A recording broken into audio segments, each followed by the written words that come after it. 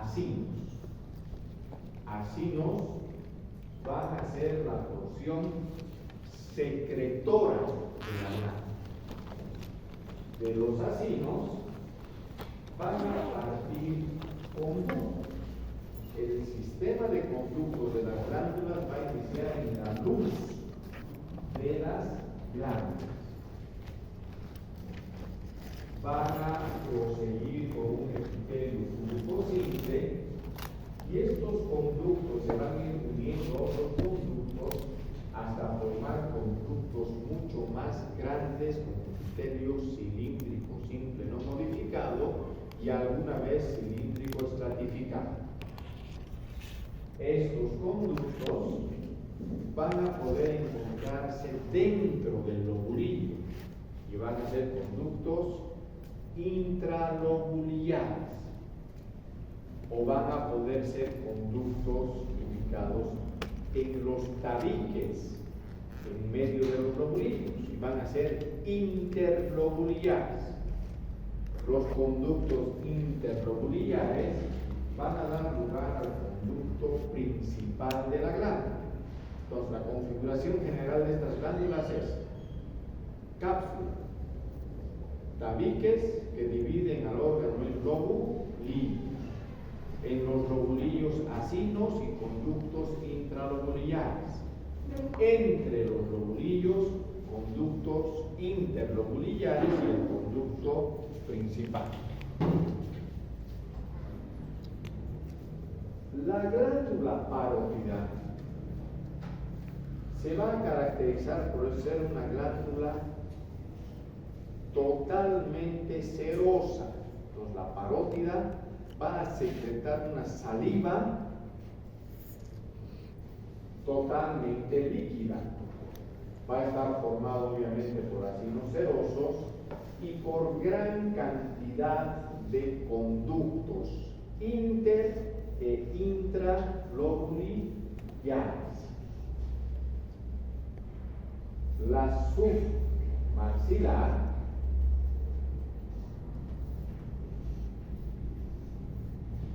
va a estar formada por conductos.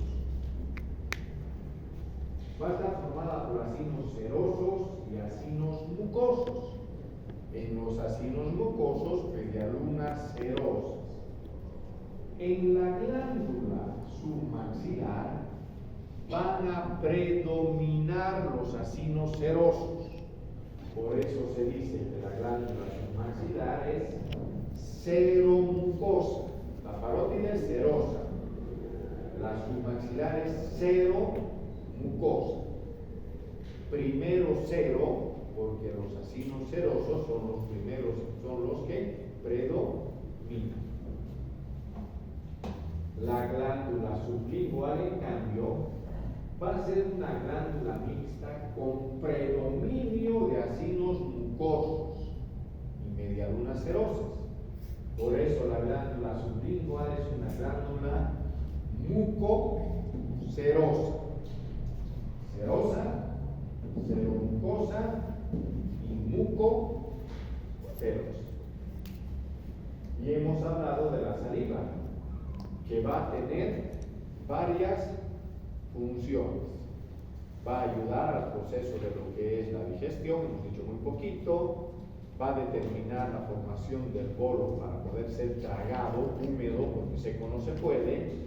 Y aparte va a tener funciones de tipo inmunológica, evitando el sobrecrecimiento de bacterias, de virus y determinando secreción de inmunoglobulinas que evitan que la boca se enferme.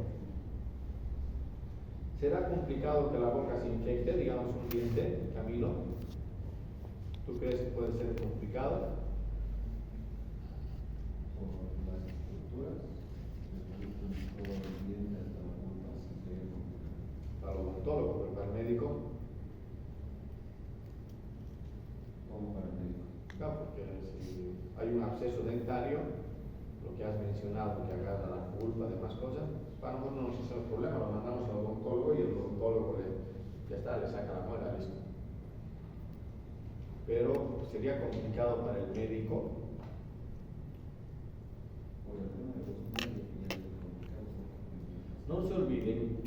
que la mucosa de los carrillos no tienen una separación a la mucosa del labio. La mucosa de lo que es los carrillos de las encías no tiene una separación a la mucosa de la faringe. Todo es continuo, ¿se dan cuenta? Una infección que forme un absceso puede ir hacia atrás siguiendo la mucosa y llegar al cuello. ¿Qué hay en el cuello? Faringe y laringe. Y puede determinar que la infección se propague, llegando a ser sumamente peligroso e inclusive pudiendo determinar la muerte.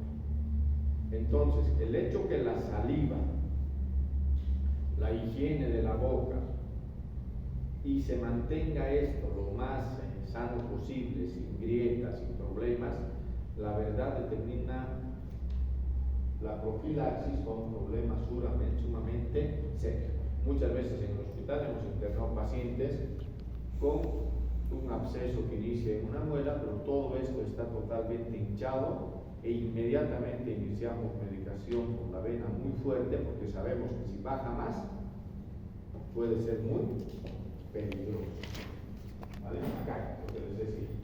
Fíjense, aquí está la boca, la lengua, paladar duro, paladar blando, y si hay alguna infección acá, esto puede ir hacia abajo, determinando el compromiso de la mucosa que está de color verde.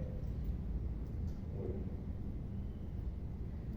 bien. De la misma manera que hemos hablado de la amígdala lingual que se encontraba en la cara dorsal, en la parte posterior, por detrás de la B lingual, a este nivel, en la faringe, al inicio de la laringe, se va a observar disposición de estructuras que presentan un epitelio plano estratificado que ingresa haciendo criptas y que presenta gran cantidad de nódulos debajo del epitelio. Estas estructuras se adosan, se adhieren a la pared gracias a tejido conectivo denso. Entonces, fíjense acá tengo un esbozo de tejido conectivo denso. Acá las criptas, el epitelio y los nódulos. Estas estructuras se llaman amígdalas. Van a tener una cápsula de tejido conectivo que se va a adherir en la parte más profunda a lo que es el resto del órgano. Criptas, epitelio y nódulos linfáticos. Todo lo que ingrese por la boca o el aparato respiratorio va a pasar por estas criptas, va a llegar a estas criptas y esto va a determinar una reacción inmunológica secretando inmunoglobulinas. O sea, que si digamos yo me resfrío, esto va a ser lo primero que va a captar el resfrío, secretar inmunoglobulinas para evitar que esto avance más. ¿Verdad? Cuando se resfrían, ¿qué es lo primero que revisa el médico? Las amígdalas, porque esto sirve como un stop. ¿Qué pasaría si estas criptas serían sumamente profundas y anchas? Quedaría atrapado ahí constantemente restos de comida, quedaría atrapado ahí constantemente bacterias, moco. ¿Y qué pasaría con esto? Determinaría una inflamación constante. Y si determina una inflamación constante y recidivante, ¿qué es lo que se hace yo?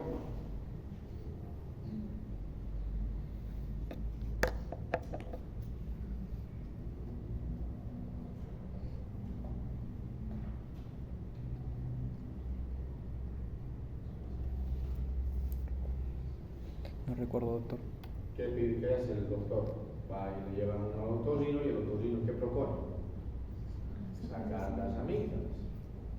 Y las amígdalas se van a poder sacar, al menos las palatinas, de manera adecuada, gracias a este tejido conectivo denso que adhiere el órgano a lo que es la faringe. Entonces, ¿qué hace el otorrino? Llega acá y desprende el tejido conectivo para sacar toda la amígdala. Si esto estaría adosado por tejido conectivo laxo, sería mucho más difícil porque tendría que cavar dejando un hueco sangrado, etc. Acá lo que hace es ir cortando el tejido conectivo. De todas maneras sangra, entonces siempre es un riesgo. Toda cirugía, por más mínima que sea, es un riesgo. Un alumno mío, por ejemplo, murió en una cirugía así, porque el bicho era muy grande, sí. Ariel se llamaba. Creo que lo hablaste, no. La cosa radica que fue el tipo anestesista y entró a una cirugía de amígdala y comenzó a sangrar. Y si sangra, ¿dónde va a ir la sangre? Al pulmón y al aparato digestivo. En este caso, el profesor no había indicado que tomaba esteroides, hacer pesas, y eso determina un factor de riesgo a la hora de hablar de presiones y demás cosas. Entonces murió de 20 años, 22 años. Bueno, esa es la misma. Nuevamente, cripta, folículo linfótico. Ya, lo que les decía, cualquier cosa que ingrese determina un proceso inflamatorio. ¿Sí? Inflamación y contención. Entonces nosotros tenemos amígdalas linguales, amígdalas palatinas, amígdalas faringias. Y todo esto va a determinar la formación de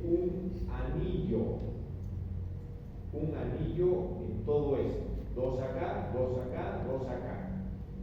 Este anillo que se forma a nivel de la faringe se llama anillo linfático de Waldeyer.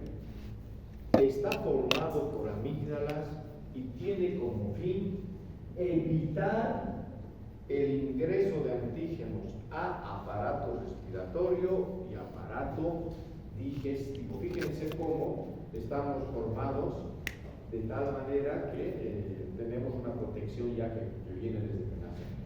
¿Sí? Por eso, cuando se trata de sacar las amígdalas, se intenta no sacar hasta lo más posible. ¿Por qué? Porque si sacamos dos de acá, disminuimos la defensa que nos propone el anillo linfático de Waldeyer. Bueno, este tema nunca lo doy, solo lo menciono porque es bien cabrón. ¿Sí? Básicamente, ¿qué órgano es este? La pieza dental. Va a estar formado, como saben, por una parte visible externa que va a tener una cubierta de esmalte, por debajo va a tener la dentina que va hasta la raíz, en la parte profunda del esmalte se cambia por cemento y la parte media va a presentar la pulpa, y la pulpa contiene vasos sanguíneos y nervios. Es un detalle importante si hablamos de lo que es medicina social y demás cosas. ¿Por qué? Si es que nos duele el diente, significa que ya ha pasado el esmalte, ya ha pasado la dentina y está determinando irritación de la pulpa por el nervio. Tiene detalles importantes. Bueno. La pulpa y el cemento van hasta la parte final del alveolo dental y por acá el vaso sanguíneo y el nervio continúan su camino. El diente se va a encontrar en el alveolo dentario y esto va a estar cubierto de lo que es la encía por afuera y el hueso por dentro. Y esto va a estar unido gracias a las fibras de Charpey que hemos mencionado en la mucosa de las encías. ¿Vale? Este asunto de los dientes parece muy del odontólogo.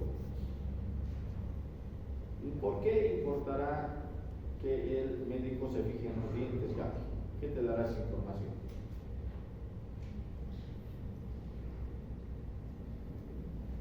Rebeca, ¿qué te dará la información de que los médicos tenemos que fijarnos los dientes?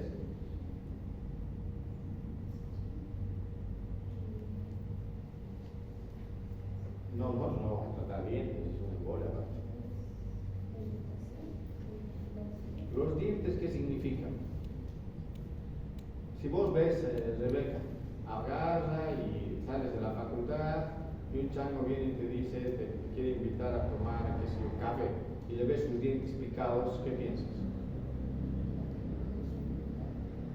Bueno, ya que no tiene buena higiene dental, por lo tanto, estás hablando de una persona que no solamente no va a tener higiene, sino que va a tener un contexto educativo bajo. Si vos ves una persona que tiene cuevas ahí, no le importa, también va a hablar del contexto socioeconómico. Esto es bien de doctor Bruno, doctor Fernando Eduardo. Pero en el campo de la medicina los detalles determinan acciones. Si tú ves una dentadura hecha pomada en un campesino, piensas, factor socioeconómico, cultural, educativo es bajo y va a ser más difícil tratar a ese paciente que tratar a otro. Ya cuando hablamos de lo que es cosas un poco más complejas, por ejemplo un trasplante, la infección en este diente puede determinar la muerte del paciente. Entonces, algún momento en el hospital se hizo, aunque no funcionó mucho porque al final nos fuimos a lo nuestro, pero siempre revisábamos los dientes y hacíamos interconsulta con odonto. Y esto era bueno porque realmente nos mejoraba mucho el contexto. Una inflamación, una infección, por más mínima que sea, determina un proceso inflamatorio en el cuerpo que te puede jugar sucio después. Entonces es muy importante fijarse los dientes. Nuestro profesor de semiología antiguo nos decía, fíjense los dientes, las manos y las uñas. Y listo. Y con eso ya se hacía todo. Nuevamente, esmalte, dentina, pulpa, hueso. Si yo quiero ver el diente, puedo estudiarlo igual que el hueso, haciendo por medio de raspaje. A la hora de hablar de células, las células del diente son células cilíndricas que van a presentar gran capacidad secretora. Entonces, a nivel de lo que es el esmalte, vamos a tener ameloblastos, que son células que tienen esta característica. Son células cilíndricas que terminan en un pivote y a través de este pivote van secretando a través de pequeños conductos esmalte que va cubriendo constantemente al diente. Estos se llaman ameloblastos. A nivel de lo que es el cemento, de la dentina, tenemos otras células que se llaman odontoblastos, que igual son cilíndricas, que se acomodan de manera paralela una con otra y van secretando dentina. Bueno, esto habla de manera sin odonto, a mí no me gusta, pero ya tengo una idea. Ya yendo a lo nuestro, una vez que nosotros metemos la comida, masticamos, tenemos que realizar la ingestión, el tragar, el deglutir. Otro detalle importante a la hora de los dientes es que piezas dentarias incompletas determinan mala masticación y la mala masticación determina mala nutrición. Entonces, si uno ve a un paciente anciano y quiere darle que suba de peso y no tiene dentadura, lo primero que hay que hacer es mandar a que el odontólogo le haga una placa, le arregle los dientes, porque si no tu nutrición puede ser que falle por algo que simplemente es descuido, ¿vale? Bueno, pero una vez que hemos hecho eso hay que deglutir. De lo que es la faringe al estómago, hay un tubo que tiene como función hacer pasar el bolo alimenticio hasta el estómago. Ese órgano tubular que tiene como principal función básicamente hacer pasar lo que hemos comido se llama esófago. El esófago tiene una mucosa, una submucosa, una muscular y una adventicia. ¿Por qué se llama adventicia? Giselle, ¿por qué adventicia? ¿Qué diferencia hay entre adventicia y serosa?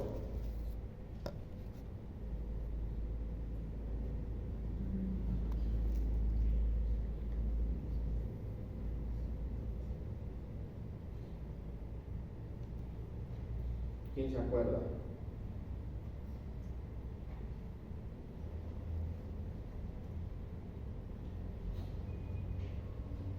Giovanni, dale. La adventicia solo cubre al órgano y la serosa es la que une órganos adyacentes. Al revés. La adventicia es tejido conectivo que adhiere al órgano a la periferia y la serosa la cubre. ¿Sí? Ahora, en este caso,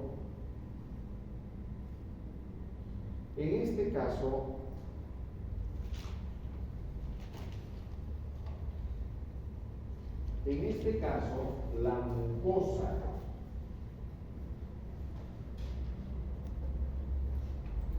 del esófago está formada por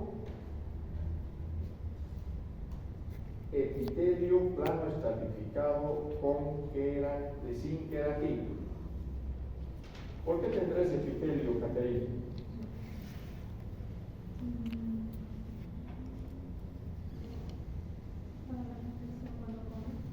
Porque este epitelio, que es grueso, ancho, con muchas capas, nos protege para el desgaste. ¿Qué pasaría si nosotros fuéramos perritos? Si nosotros fuéramos perritos, tendríamos aquí aparte que era tina, porque ¿qué come el hueso? El perro, hueso. ¿Se dan cuenta? Nosotros que comemos cosas blandas y aparte masticamos, desde luego que tenemos planos certificados solo sin queratina. Este epitelio entonces nos va a proteger para el desgaste.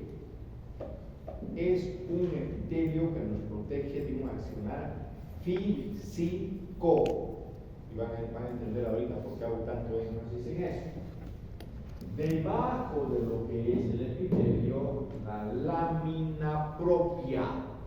Acostúmbrense, la lámina propia es el tejido conectivo que se encuentra debajo del epitelio. Y termina esta mucosa en una capa de músculo liso, de 2 hileritas. Esta capa de músculo liso se llama muscular de la mucosa o muscular mucosae. Entonces, la mucosa del esófago está formada por epitelio, lámina propia y muscular de la mucosa, que es músculo liso. A nivel de la submucosa tenemos tejido conectivo, y a ese nivel puede verse glándulas mucosas. Digo puede verse porque estas glándulas mucosas no se observan en todo el esófago, se observan en el tercio superior y en el tercio inferior. ¿Para qué servía el moco, Johan 2? Para proteger. ¿Y para qué queremos moco en la parte de arriba? ¿De qué nos protegería?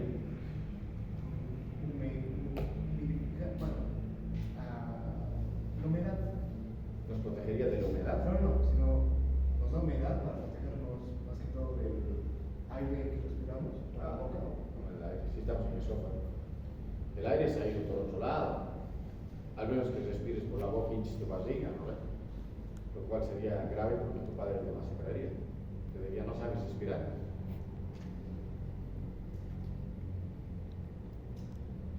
Para protegernos, como dices, primero lubrica la zona, mismo.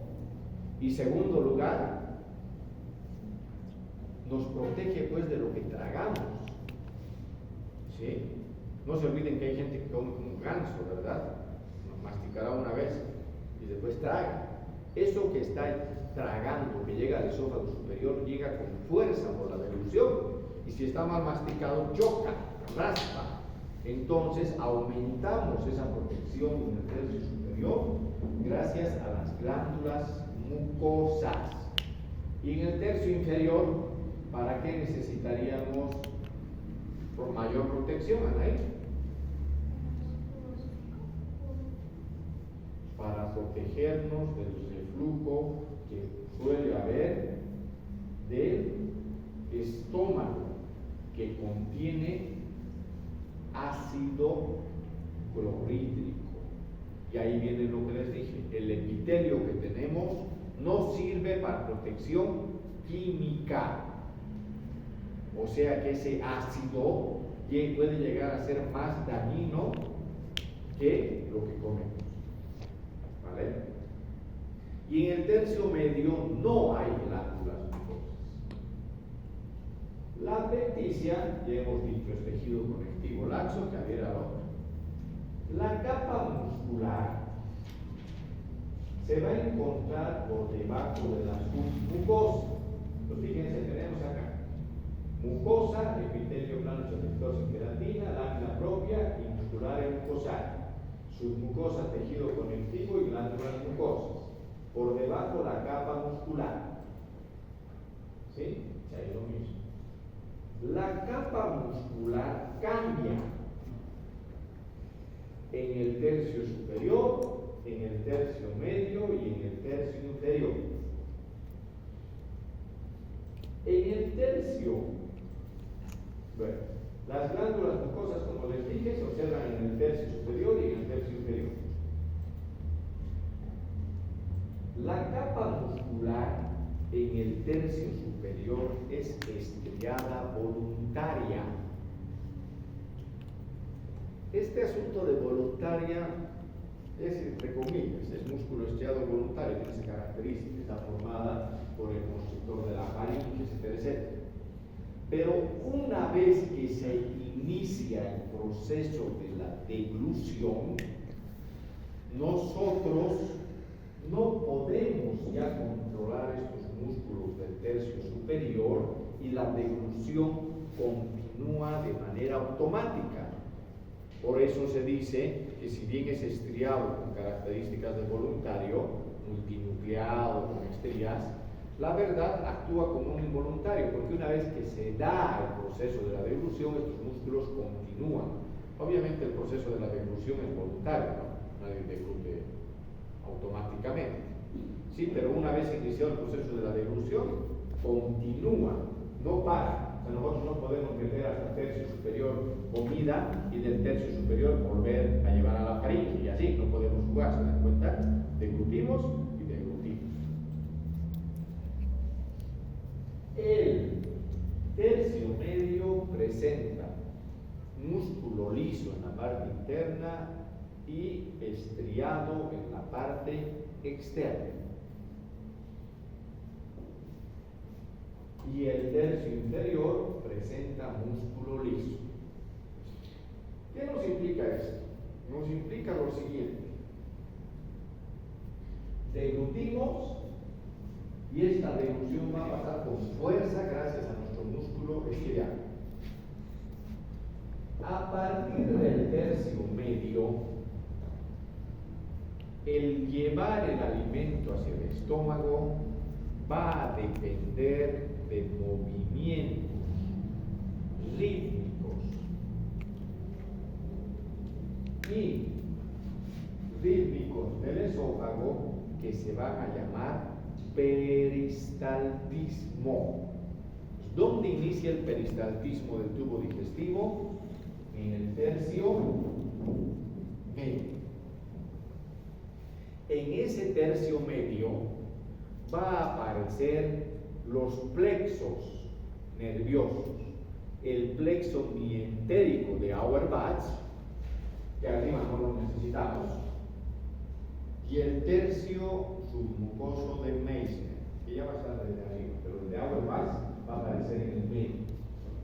Y a partir del tercio medio se va a dar el peristaltismo.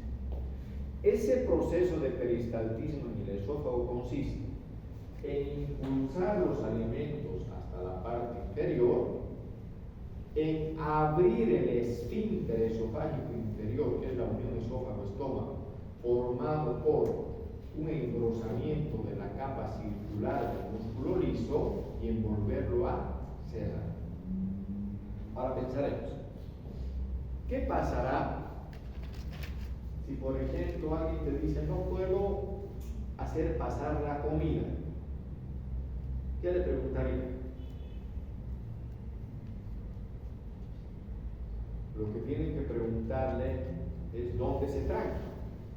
¿Se tranca en la parte de arriba o siente usted que se tranca en su pecho? Si se tranca en su pecho, aquí abajo, deben de pensar problemas en el peristaltismo. Y se tranca arriba, dice no puedo tragar, se me tranca en mi cuello, deben pensar problemas en la contracción del músculo estriado. ¿Y quién controla al músculo estriado? ¿Qué órgano controla el músculo estriado? El glóbulo frontal, por delante de la cisura de Roland. Entonces, si yo te digo no puedo tragar acá, voy a investigar algo neurológico. Y si te dice se me tranca abajo, voy a investigar problemas en el peristaltismo. Fíjense que cuando uno comienza a hacer lógica, a unir varios conceptos, en este caso anatómicos y histológicos, podemos llegar a tener idea de lo que vamos a hacer.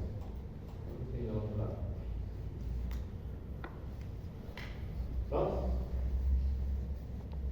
en la parte del inferior, del tercio inferior, vamos a tener un engrosamiento de la capa circular del músculo liso que se llama esfínter. Y vamos a ver esto, la unión del epitelio plano estratificado sin queratina del esófago, que se va a unir al epitelio cilíndrico simple de secreción del estómago. La unión de estos dos epitelios forma algo que se llama epitelio en transición, distinto al de transición. Este es en transición, en cambio. Y en este caso esta unión en el esófago se llama línea Z. Y esto es importante porque cuando hay, ¿qué pasará por ejemplo si mi esfínter funciona mal y el estómago constantemente botaría ácido hacia arriba? ¿Qué pasaría con este epitelio? Hemos dicho que este epitelio sirve para protección de qué tipo? Física, desgaste. Y si yo le boto ácido, ¿qué pasará con este epitelio? ¿Qué pasará, Leonel? Se quema, pues, se quema. A ver, si botaré ácido, ¿qué pasa? Se quema, ¿verdad? ¿Y qué crees que haga el cuerpo? ¿Se deja quemar? Secretaría más que decir, no es un criterio secretario. Doctor, usted dijo antes que las células del esófago del estómago se puede adaptar o cambiar. Cambia, comienza a aparecer en este lugar células secretoras de moco de tipo intestinal. Cuando aparecen unas células del cuerpo en otra parte del cuerpo, eso se llama metaplasia. Si aparecen células de mi mano en mi nariz, por decir algo, son las mismas en este caso, eso se llama metaplasia. ¿Sí? Si aparecen células de mi ojo en mi estómago, se llama metaplasia. Son células normales del cuerpo que están en otro lugar. En este caso, la aparición de células intestinales en mi esófago para secretar moco se llama metaplasia intestinal. Y esa metaplasia intestinal, como las células no deben de estar ahí, pueden llevar al cáncer de esófago. Entonces, ver la línea Z es importante. Sí, entonces, para el día de mañana me pueden estudiar, así a grosso modo, pueden usar Wikipedia si quieren, porque no están ustedes que lean guías ahorita, que es el esófago de Barrett.